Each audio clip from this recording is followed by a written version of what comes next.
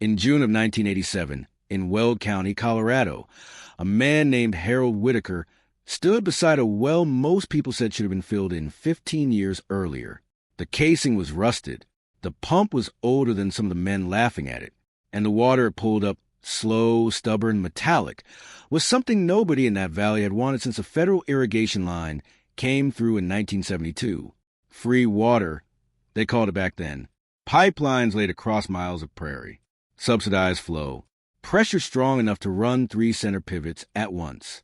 Clean, fast, modern. Everything Harold's well was not. And yet, on that morning in June, with the sky already turning the color it does before a dry summer, Harold wasn't looking at the pipes. He was listening to the ground. Let me tell you about Weld County in the early 1970s, because if you don't understand that moment, you won't understand the choice that made a quiet man into a legend nobody saw coming. Back then, this was a place of hard-packed soil and harder men, where water wasn't just a resource. It was a difference between staying and leaving. The South Platte River ran thin most years, and wells, deep, expensive, stubborn wells, were how families survived. In March of 1972, the Colorado Big Thompson Project expanded its reach. Federal crews laid irrigation lines across private land. The offer was simple. Sign on, and you get access to a shared system of pressurized water, heavily subsidized. It meant no more diesel pumps running all night. No more repairing cracked well casings. No more praying the aquifer held. Every farmer in a 20-mile radius signed. Every one but Harold Whitaker. He was 51 years old then. Not old, not young. The kind of man you'd miss in a room if you weren't paying attention. His hands told a story. Thick, scarred, nails permanently dark from soil that never quite washed out. He wore the same hat winter and summer, sweat stained into a permanent ring. When he spoke, which wasn't often, people leaned in without realizing why, because he didn't waste words. The county extension agent came out personally, paperwork in hand, smiling. "Harold," he said, "this replaces all of it. No more well maintenance. No more pump costs. You're looking at saving, what, $3,000 a year? Maybe more." Harold looked past him, toward the field, toward the pump jack rising and falling beside that old well. "How long's the contract?" he asked. 30 years, the agent said. Standard. "And after that?" The agent smiled again, but smaller this time. "We'll cross that bridge when we get there." Harold nodded once. "That was all. I won't be crossing it," he said. That was the end of it. By July, every farm around him had trenches cut through their land, steel pipes laid in, new hydrants, new valves. Men stood in fields watching water arc through the air like something out of a different country. They laughed when they drove past Harold's place. They laughed at the sound of his diesel pump chugging through the night, while theirs ran silent and electric. They laughed at the cost he kept paying. And one afternoon in August of 1973, at Miller's feed store in Greeley, that laughter found its moment. Let me tell you about that day, because it's the kind of moment that decides how a story ends long before anyone realizes it's begun. There were 8 men sitting on overturned buckets, coffee in paper cups, the usual complaints, fuel prices, weather, taxes, and then someone mentioned Harold. "He's still running that old well," one of them said. A younger man, new money, new equipment. Name was Daniel Kessler. Laughed out loud. Not a chuckle, not a polite laugh. The kind that fills a room and makes other people join in. Still, Daniel said, "That thing's what, 1948 casing? He's burning diesel to pull up water we're getting for free." The room shifted. Smiles. Nods. "Someone ought to tell him it's over," Daniel went on. "That way of farming, it's done." And that's when the door opened. Harold stepped in, boots dusty, hat low. He walked to the counter, set down a list, waited. No one spoke at first. Then Daniel turned, still smiling. "Harold," he said, loud enough for everyone, "you know you're the only man in this county paying for water anymore, right?" A few men laughed again, softer this time. Harold didn't look at him right away. He picked up his change, folded it, put it in his pocket. Then he turned. "Nothing's free," he said. "Just that. No lecture. No argument. Daniel shook his head, grinning. "Suit yourself," he said. "But you're going to be the last man pumping out of ground while the rest of us move forward." Harold nodded once. "Maybe," he said. He walked out. The laughter came back after the door closed. Louder now. Easier. But one man didn't laugh. Old Frank Donnelly, who'd been farming since before any of them were born, just watched the door. And under his breath, he said something nobody quite caught. Outside, Harold climbed into his truck, drove back to his land, and walked straight past the irrigation line access point that had been offered to him. Still capped, still unused, and out to the well. The pump coughed, then caught, steel moving against steel. Slow, steady, water rising from a place nobody else in that valley was thinking about anymore. He rested a hand on the casing, waited, listened, because there was something in that sound that didn't match what the sky was starting to say. And by the end of that summer, the sky stopped saying anything at all. By September 1988, the word drought wasn't something people whisper anymore. It was printed in bold across the front page of the Greeley Tribune. Rainfall in Weld County had dropped to less than 9 inches for the year. Reservoir levels were down. Snowpack projections from the Rockies came in thin. The kind of thin that made older men stop mid-sentence and stare off toward the horizon like they were looking for something that had already left. The irrigation system held steady at first. That was the promise. After all, controlled distribution, managed supply, efficiency through coordination. But systems don't feel pressure. People do. Let me tell you about how that pressure began to show, because it didn't happen all at once. It never does. It started with schedules. Water allocations that had once been generous became structured. Rotations tightened. What used to run continuously now ran in shifts. Farmers began waking up at odd hours to catch their window. Then came the notices. Not cancellations. Not yet, just adjustments. Due to reduced supply projections. Temporary allocation changes. Conservation measures. Words that sound reasonable until they land on a field that hasn't seen water in 10 days. Daniel Kessler was one of the first to feel it.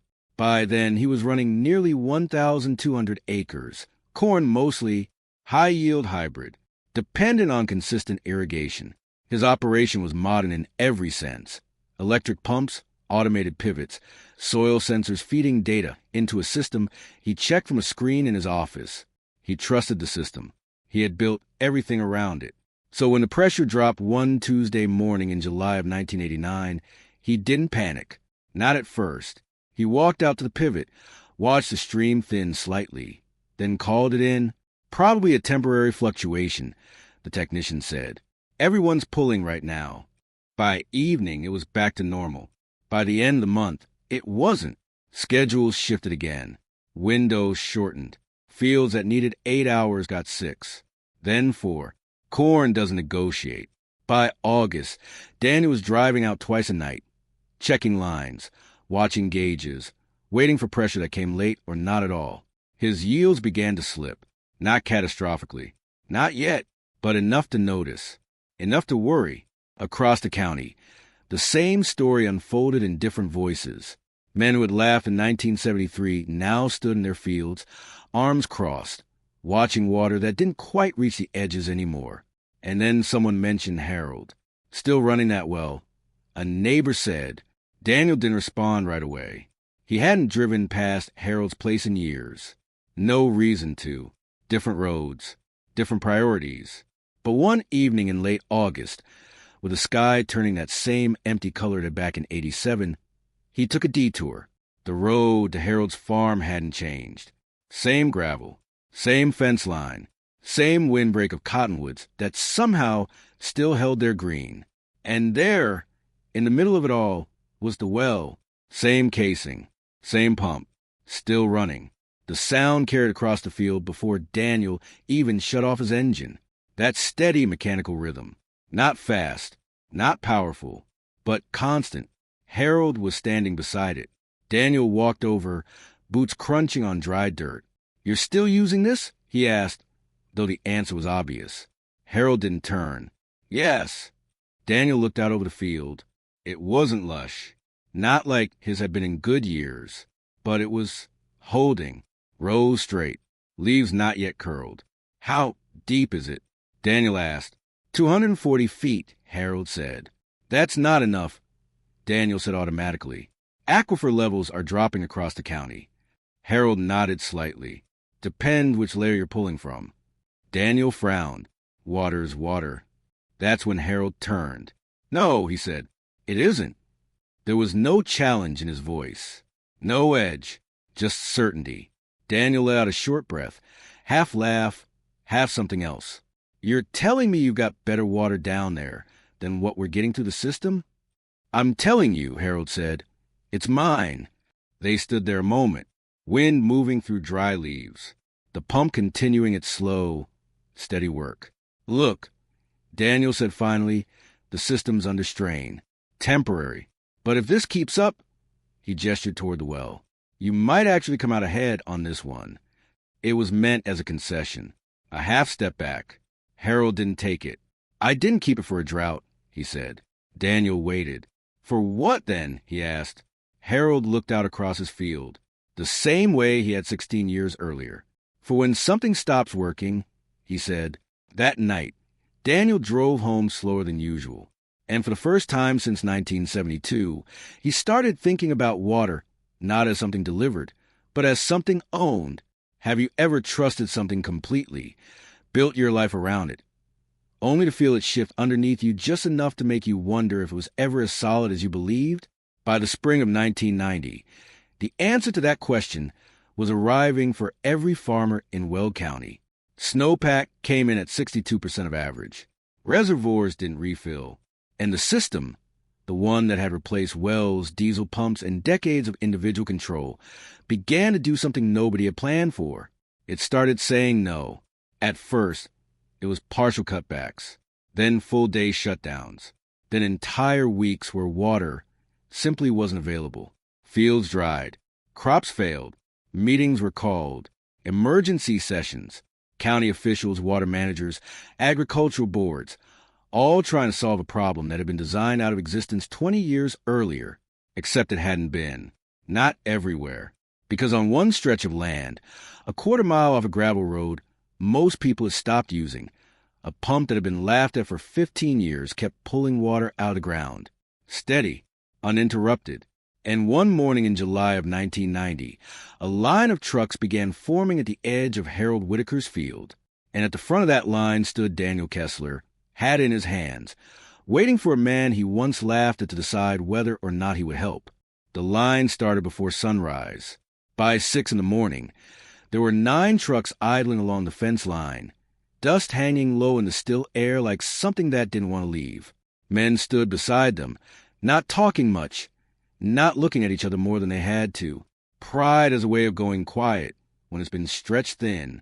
At the front, Daniel Kessler leaned against his pickup, hat turning slowly in his hands. He hadn't slept. None of them had. Let me tell you about that week, because it was the kind of week that redraws a map, not on paper, but in people's heads. The irrigation system had shut down completely 3 days earlier. Not reduced, not scheduled. Off. Pumps dry. Lines empty. The official explanation used words like critical shortage and system preservation, but what it meant in the field was simple. No water. Corn leaves curled tight as fists. Soybeans turning dull and brittle. Pastures going from green to gray in a matter of days. And in the middle of it, one well. Harold stepped out of his house just after 6:30. Same hat, same pace. He looked at the line once, then walked toward the pump without saying a word. The machine was already running. It always was this time of year. Diesel engine low and steady. Belt turning, rods lifting water from 240 feet down through a casing that had no right still doing its job.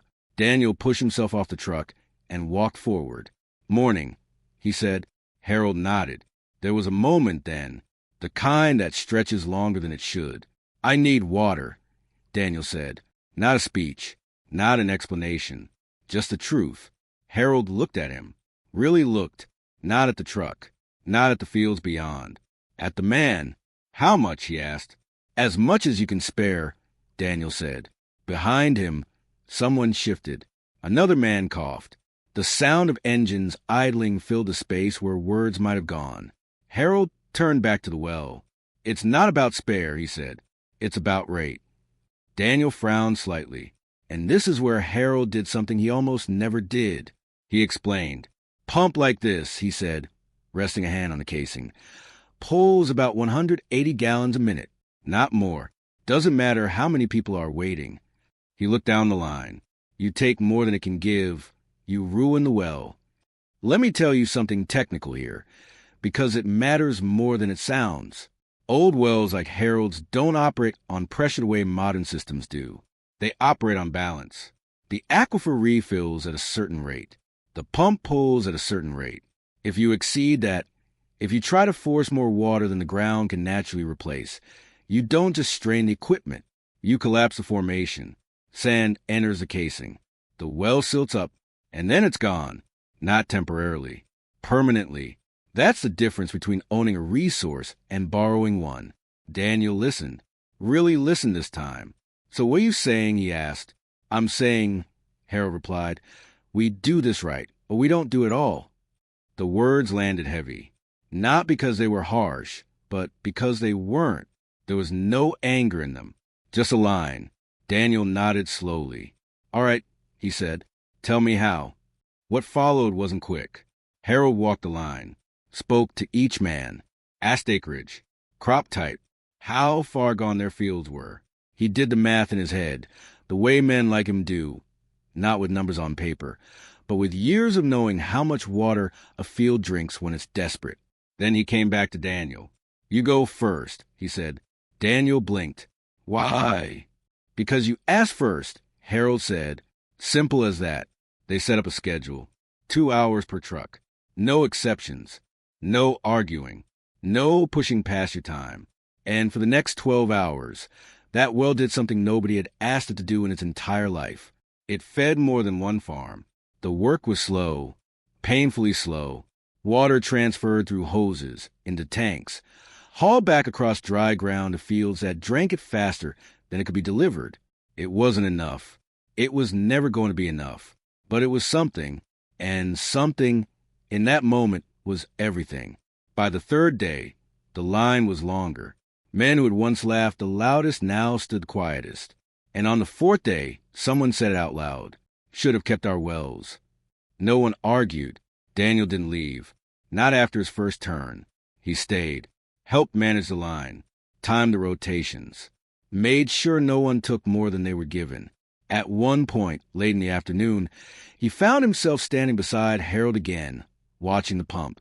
"I was wrong," he said. Harold didn't respond right away. "I built everything around something I didn't control," Daniel went on. "And I laughed at the one man who did." Harold nodded once. "We all build around something," he said. Daniel let out a breath. "Yeah," he said, "but not all of us choose right." They stood there in silence. The sun dropped lower. The line shortened as men took their share and drove off to do what they could with it. Had you ever stood in a place where everything you believed just shifted? Not broke, not disappeared, just moved enough that you couldn't stand the same way anymore? By the end of that week, some fields were saved. Some weren't. That's the truth of it. Harold's held. Not perfect, not untouched, but alive. And on the seventh day, just as the county announced emergency drilling permits for new wells, too late for most, a sound came from Harold's pump that hadn't been there before. A slight grind, a hesitation. The kind of sound that makes a man who knows machines stop breathing for half a second. Harold's hand went to the casing. The pump stuttered once, and then it did something it hadn't done in over 40 years. It slowed, not all at once, not dramatically, just enough that a man like Harold Whitaker would feel it before anyone else could hear it. The rhythm changed, that steady, familiar cadence, still rising, water-lifting, engine-turning, missed a beat, then found it again, then missed it once more. Harold didn't say anything right away. He just stood there, hand on the casing, eyes narrowed slightly the way they did when something didn't line up with what he knew to be true. Daniel saw it. "What is it?" he asked. Harold shook his head once. "Load's changing," he said. Another pause in the rhythm. "Slight, but there. Shut it down." Daniel asked. The question hung there, heavy, because shutting it down meant stopping everything. The line, the water, the last working source of miles. Harold looked out at the fields, then at the trucks still waiting, then back at the machine. Not yet, he said. Let me tell you about that pump, because by then it wasn't just a piece of equipment. It was a spine holding an entire wheat together. Installed in April of 1948 by Harold's father, Thomas Whitaker, it was a Fairbanks-Morrissey engine conversion, originally rated at just under 30 horsepower, retrofitted in 1962 to run on diesel when fuel availability shifted in the county. The casing had been replaced once, in 1959, after a collapse at 180 feet. The rods had been swapped in 1978. Every bearing, every seal, every bolt had been touched by Harold's hands at some point over 4 decades. It had never failed. Not once. Machines like that don't break suddenly. They warn you, quietly, respectfully, if you're listening. Harold was listening now. Reduce draw, he said. Daniel turned. Everyone cut time in half, he called down the line. 1 hour each. No exceptions. There were no arguments. Not anymore. The pump continued. Slower now, working harder for the same result. The water still came, but not with the same ease. By evening, the line was gone, not because the need had disappeared, but because there was nothing left to give that day. Harold shut the pump down just before dark. The silence that followed felt louder than the engine ever had. That night, under a sky that still refused to offer rain, Harold and Daniel worked side by side. They pulled the housing, checked the rods, flushed the intake, and there it was. Sand. Not much. Not catastrophic. But enough. The formation was shifting. The aquifer, stressed by years of regional drawdown, was starting to carry material with the water. You push it too hard, Harold said quietly, you lose it. Daniel wiped his hands on a rag. Can it be fixed? Harold nodded slowly. Maintained, he said. Not fixed. They worked until past midnight. Cleaned what they could, adjusted the stroke, reduced the load. When they fired it back up, the rhythm returned. Not perfect, but steady enough. Over the next 2 weeks, the system came partially back online. Limited flow, strict allocation. Enough to take the edge off, but not enough to erase what had happened. The line at Harold's never came back like it had that week. But it never disappeared either, because something had changed. Not in the ground, in the people. 5 years later, in 1995, Weld County looked different. New wells-dotted fields that had once relied entirely on the irrigation system, not as primary sources, but as backups, insurance. A lesson learned the hard way. Daniel Kessler drilled too. He kept the system, improved it, modernized it further. But he never again built everything around something he didn't control. He visited Harold twice a year after that, not for water, for conversation. Harold farmed until 2002, 79 years old. He didn't tire so much as slow down, fewer acres, same routines, he passed in October that year, peacefully, in the house he'd been born in. The land went to his daughter, Ellen, who had married a man from Larimer County and moved back when her father started slowing down. She kept the farm running, kept it well maintained, updated some equipment, left others exactly as they were. That pump still runs. Not every day, not like it did in 1990, but when it's needed, it starts. The sound carries across the same fields. Steady, unhurried. 15 years after everyone laughed at it, it became the one thing nobody could replace. And 10 years after that, it became something else entirely. A reminder. Daniel tells the story differently now, not as a failure, not as something he regrets, but as the moment he learned the difference between efficiency and resilience, between what works until it doesn't and what endures. If you knew someone like Harold, someone who held on to something everyone else let go of, not out of stubbornness, but out of understanding, tell me their story in the comments. I read everyone. And if you want to hear about the farmer in western Kansas who ran the same threshing machine for 52 harvests while his neighbors replaced theirs every decade, and what happened the year nobody else could get parts, that story is coming. You want to be here for it. Some things don't fail all at once. They just wait for the moment when everyone else finally needs what they never stop being.